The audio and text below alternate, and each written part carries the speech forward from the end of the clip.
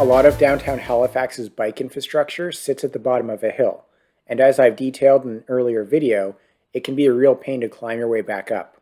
Fortunately, there is some bike infrastructure at the top of the hill that lets you cover a similar stretch, if over a shorter distance and with much less separation from traffic. The Brunswick Street painted bike lanes run for a distance of about 600 meters on both sides of Brunswick Street, between Cogswell and Sackville. I'll cover both inbound and outbound lanes in today's video. As always, I'll be playing a game of +1, -2 along the way. Every time I encounter something that makes my trip a little bit easier or more convenient as a bike commuter, I'll give the route +1 points. Every time I encounter something that makes it less convenient or less safe, I'll take away 2 points. You can keep track of how I think the trip is going by looking at the heads-up display in the bottom right corner. First up is the usual issue with painted bike lanes is putting parking on the opposite side. I'm solidly in the door zone with a lot of these cars, and to get to those parking spots, they have to cross through my lane. On the upside, there are painted bike lanes on both sides of this busy street. That's pretty exceptional for Halifax, so I'm glad that these are here.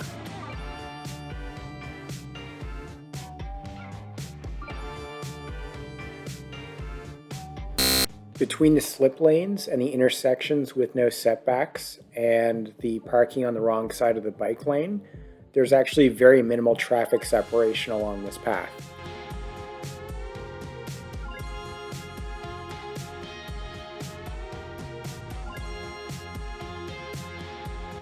And then at the end of the lane, there's a nice sign telling you to share the road with motor vehicle traffic, but there's very clearly not enough space to do that with the on-street parking there as well.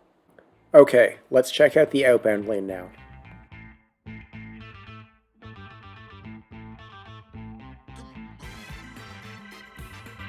An upside of painted bike lanes is that at least they're very easy to get into.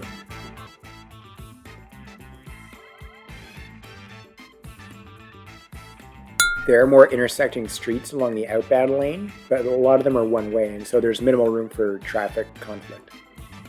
There are also useful ways to get around downtown without going all the way down to the bottom of the hill, so that's a plus.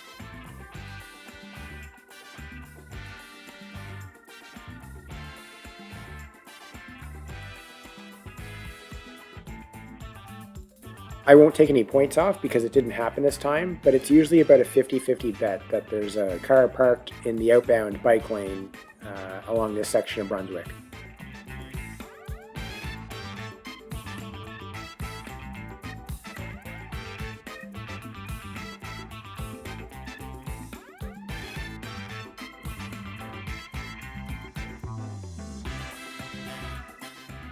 Bikes are pretty common along this stretch of Brunswick, so merging in tends to be pretty easy. Drivers are used to it.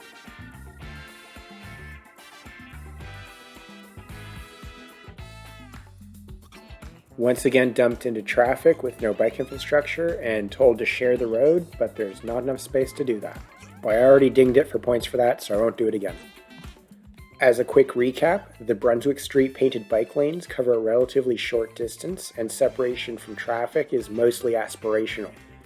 Each end dumps you into traffic with a sign telling you to share the road with motor vehicle traffic, but due to on-street parking, there's actually not enough physical space to do that safely.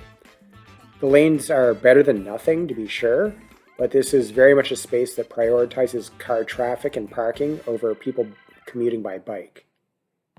That's it for this week. As always, thanks for watching and see you next time.